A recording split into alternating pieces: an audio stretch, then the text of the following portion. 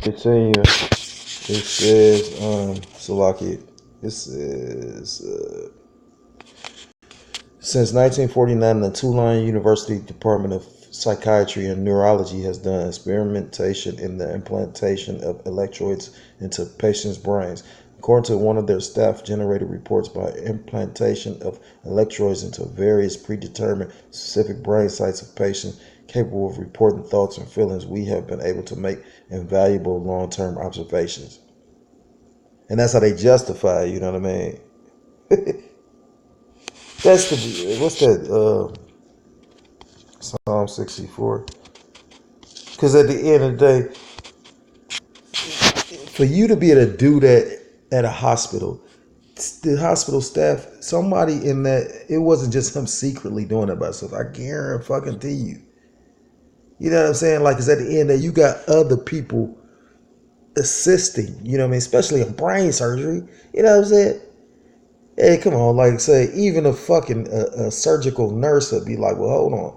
You know what I mean? Because they are up to speed on certain techniques and whatnot. They got to learn, like a surgical nurse got to go keep them going to school just like a fucking doctor do, you know, because it's always new procedures, it's always new, you know, like healthcare and like law or things where you just don't learn.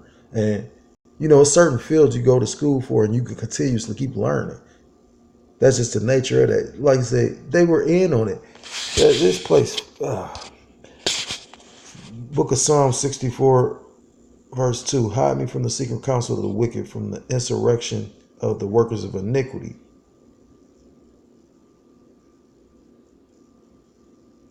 Salakia. That's one, but I wanted to get the one. I know it's one in the Micah, but I thought it was one in Psalms. I thought it was right there. I said, ooh. Lord, give me the strength to endure this to the end. What's going on? Salakia, Micah 2 and 1. Woe to them that devise iniquity and work evil upon their beds. When the morning is light, they practice it because it is in the power of their hand. It was in the power of this man's hand to do this. You get upset? And at the end of the day, they did it at a university. Fucking devil. Other early researchers into direct brain stimulation were Robert G. Heath of Tulane University School of Medicine. Once again, Tulane University. Should go research that. In New Orleans, and his associate, Dr. Russell Monroe, beginning in 1950, with funding from the CIA and the military, among other sources. They implanted as many as 125 electrodes into subjects' brains and also experimented by injecting a wide variety of drugs directly into the brain tissues through small tubes.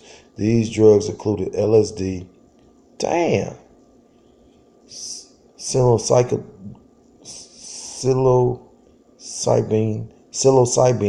and mescaline. One of Heath's memorable suggestions was that lobotomy should be used on subjects not as a therapy measure, but for the convenience of the staff. According to Heath, in the old days, we could leave the electrodes in for only a few days. We'd stay up all night making recordings. After we refined our method, we started leaving the electrodes in up to 7 years so that patients could be re-stimulated when symptoms recurred. Verse 2. And they covered fields and take them by violence, and houses and take them away. So they oppress a man in his house, even a man in his heritage. Now, at the end of the day, you see that they basically, you know, you don't think that people are being tortured. Like you got the tribes, and a lot of the tribe of Issachar, they got caught in the detainment camps with the ice thing. You know, a lot of them. You don't think that these people. I mean, you know, it's probably a large or huge amount of rapes going on. Come on, they can't even find these people kids. You know what I'm saying? Like at the end of the day, you don't think that they torturing some of these people? Fuck out of here. This is Esau, the devil that y'all all forgot was the fucking devil.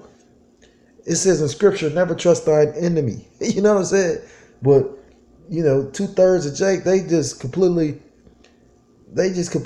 fucking And then what's the killing part about it is you'll argue harder with a fucking 2/3 nigga than you would with an Edomite. I done seen Edomite sit up there, they get upset, but you know what I mean? Like at the end of the day, all they can, majority of the time, what I see, I mean, yeah, you got some fucking prideful Edomites because of course they prideful, but majority of the time, I see these Edomites, they shamefaced it. They put their fucking head down, they try to act like they don't see, they try to hurry up and scurry past. You know what I mean?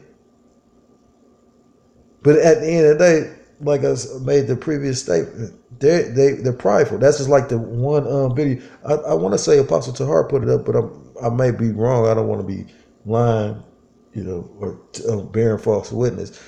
But somebody put a video up where it was I forgot what camp it was. It was an Edomite broad. She came down there and she wanted to confront them, asking, well, why is this going to happen to them? Why are they saying that Edomites this and this and that and that? And the brothers wasn't giving her answers that she wanted. Basically, they packed up on her and started walking away. Like leave her in limbo, fuck her. She got so infuriated, she fucked around and exposed herself, and that's the pride of Esau. She up there, yeah, that's right, I am an Edomite, and y'all. She said, "Fuck you, bitches," and she said something else. She's like, "And we rule the world." She said some crazy shit. But my point being, that's the pride of Esau. At the end of the day, they pride gonna be their downfall. You know what I mean? Like at the end of the day, that's just like with this shit that Donald Trump doing. I mean, although it's systematic, it's you gotta remember the Most High has an algorithm going on. Like I love the elder from Dallas with the algorithm videos. You know what I mean? Shalom. But like you said, it's many pieces in this thing. You know what I mean? Like at the end of the day, Trump with his pride is, I'm gonna sanction this people. I'm gonna sanction, and that's why things like that is the reason why everybody making it seem like it's so far fetched for all these nations to turn on America and shoot missiles on this place. But think about it, with the shit that this guy doing, what I mean? Turkey already shot at him. You know what I mean? Like, go on, this shit is hilarious. But you ever been like did something illegal? You like, damn, it's a sight that is worrisome, but it's a sight. This shit is, I mean, Salakia, because this ain't shit. This is, 50 million times, more exciting because at the end of the day, I know I'm doing the right thing. You know what I mean? With some, like, of course, some brothers like myself had a life that would have probably been looked down upon by Esau, of course. But then Esau so snaky. Esau will be the same one, like I say, saying, "Oh yeah, my law says don't sell drugs," but then they the same ones bringing the fucking drugs in. You know what I mean? That's that snake double talks, Masonic shit. You know what I mean? At the end of the day, we look down on a man that sells drugs, or it's required to have a job. It's required to take care of your family. It's required, because that's what a man's supposed to do. You know what I mean? And a man's supposed to be in his truth, especially a man of our nation. You know what I mean? We don't need no cheerleaders. We don't need nobody that's going to teach me precepts on the sidelines, but you ain't coming out on the highways and hedges. And I just heard Apostle Ramlam speaking on that. You know what I mean? Can't you see what's all going on in the world?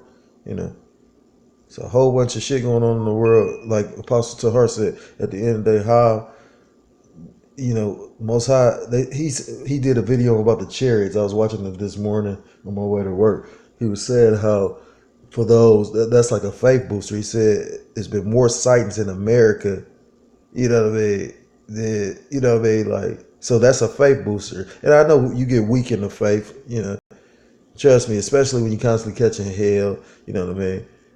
But I've heard Apostle Ramla. I mean, just imagine. I'm sure the elders catching hell. You know what I mean? They just don't speak on it like that.